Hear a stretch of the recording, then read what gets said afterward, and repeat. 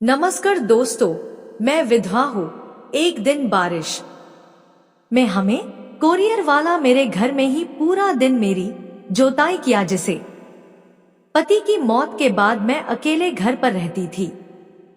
30 साल की उम्र में ही मैं विधवा हो गई थी। 30 साल की विधवा होते हुए भी मैंने अपने आप को काफी मेंटेन किया हुआ था।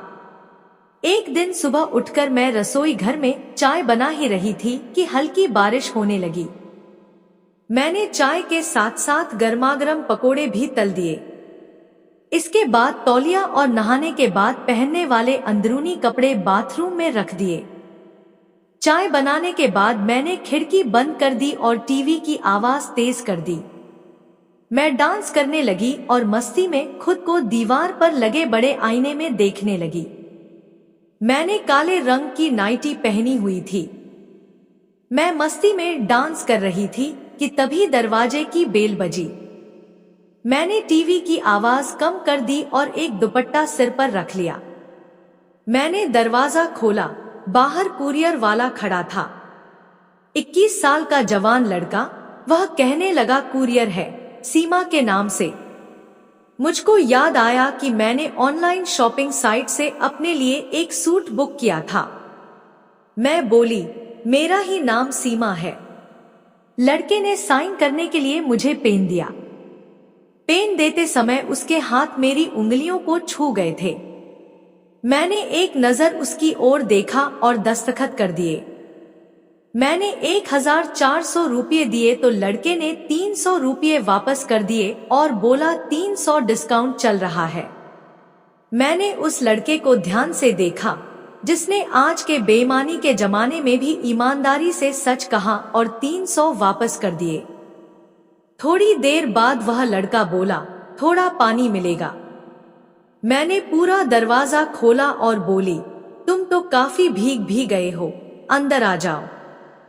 मैंने अपना सूट अलमारी में रखा और रसोई घर में पानी लेने चली गई। मैंने अपनी छाती से दुपट्टे को अलग कर दिया था।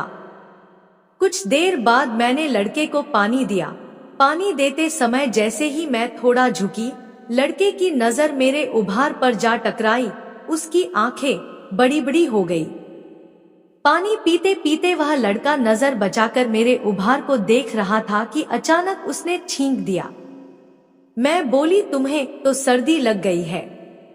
अभी बारिश भी तेज है। तुम चाहो तो थोड़ी देर यहाँ रुक सकते हो। तुम्हारे कपड़े भी काफी भीग गए हैं। चाहो तो बाथरूम में जाकर फ्रेश हो सकते हो। वह लड़का बाथरूम में चला गया। दरवाजा बंद करके लाइट जलाई। वहां मेरे नहाने के लिए तौलिया और अंदरूनी कपड़े पहले से ही रखे हुए थे। लड़के ने कमीज निकालकर उस तौलिए को पहले चूमा, फिर उसी से अपने बदन को पूछा। उसने मेरे ब्रा को अपने हाथ में लिया ही था कि तभी दरवाजे पर दस्तक हुई। उसने ब्रा को वहीं पर रख दिया और थोड़ा सा दरवाजा खोला। मैंने उसको काले रंग का कुर्ता दिया और बोली, यह लो, इसे पहन लेना। लड़के ने वह कुर्ता पहन लिया और अपनी कमीज सूखने के लिए डाल दी। वह बेडरूम में जाकर टीवी देखने लगा। मैं रसोई घर से चाय और पकोड़े ले आई और उससे पूछा, क्या नाम है तुम्हारा? लड़का बोला, अमर। उसने मुझसे पूछा, और कौन कौन रहता है आपके साथ? सिर्फ मैं और आपके पति। उनकी मौत हो गई है। माफ करना, पर कैसे? एक एक्सीडेंट में। यह बताते हुए मेरी आंखें नम हो गई। अमर ने मेरा दुख बांटने की कोशिश की और अपने बारे में बताया कि उसने ग्रेजुएशन तक पढ़ाई की है और वह यहाँ पिछले 1 साल से रह रहा है। जब उसे कोई नौकरी नहीं मिली तो उसने कुरियर कंपनी में नौकरी शुरू कर दी। हम दोनों को बात करते करते 1 घंटा हो गया था। मैं अमर को अपनी शादी की तस्वीरें दिखाने लगी। अमर बोला, तब आप किसी खूबसूरत अप्सरा से कम नहीं थी। मैंने मुस्कुराते हुए कहा, अच्छा, और मैं खाली प्लेट और कप लेकर रसोई घर में चली गई। अब मैं नहाने की तैयारी कर रही थी। अमर उस समय मेरी खूबसूरती को निहार रहा था। मैं नहाने के लिए जा रही थी कि तभी वापस बेडरूम में आ गई। अमर हैरान रह गया। मैंने पूछा, कैसी लगी शादी की एल्बम? अमर बोला, बहुत खूबसूरत। वह मेरे गले के नीचे देख रहा था। वैसे अभी भी आप कुछ कम नहीं है। यह सुनकर मैं एक खास अदा में मुस्कुरा दी। मैं नहाने चली गई। कुछ देर बाद बाथरूम से आवाज दी, मैं अपना तौलिया लेना भूल गई हूं, दे दो मुझे। अमर ने मुझको तौलिया दे दिया। मैं नहाकर बाहर आई। मैंने काला रंग का लहंगा और काले रंग की चोली पहनी थी। छाती पर दुपट्टा था और सिर पर तौलिया बंधा हुआ था। अजीत मुझको देखकर भी अनजान बना टीवी देख रहा था। मैं आईने के सामने खड़ी थी। मैंने अपने पूरे बाल खोल दिए थे। खुले हुए बाल मेरी खूबसूरती को बढ़ा रहे थे।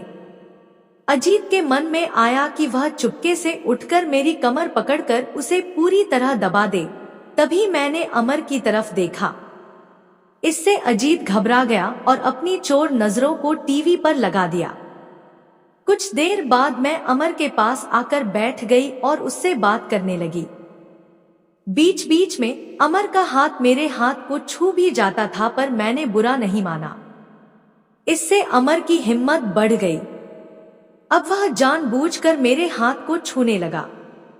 इसी तरह दोपहर के 1 बज गए। बारिश धीमी हो गई थी। हम दोनों खाना खाने लगे और हम दोनों में बहुत प्यार बढ़ गया और आगे चल के हम लोग शादी कर लिए और अपना खुशी से रहने लगे। और हमें भी एक जीवन साथी की जरूरत थी। वो हमें मिल गया। दोस्तों, प्यार करना कोई बुरा नहीं है, लेकिन उसे निभाना पड़ता है। हमारे कहानी कैसी लगी जरूर बताएं और हमारे चैनल को सब्सक्राइब करें। धन्यवाद।